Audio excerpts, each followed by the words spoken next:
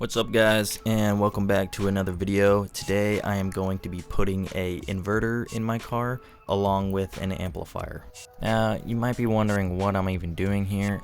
This is a piece of wood that I had sourced from Home Depot and cut out the best I could to match the shape of my rear seats so that I would have my own rear seat delete kit built for 3/4 of the cost.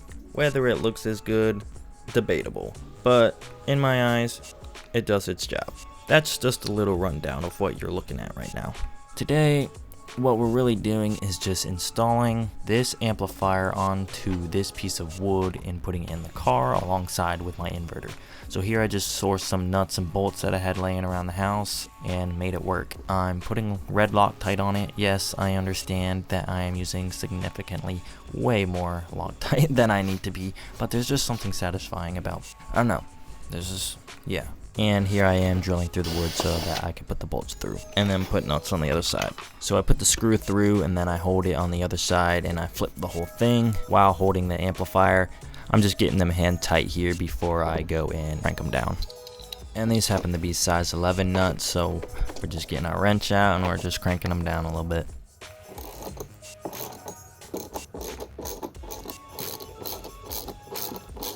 So here I am holding the back while I tighten the front. So let's take this guy outside and throw it in the car. So here we are in the car.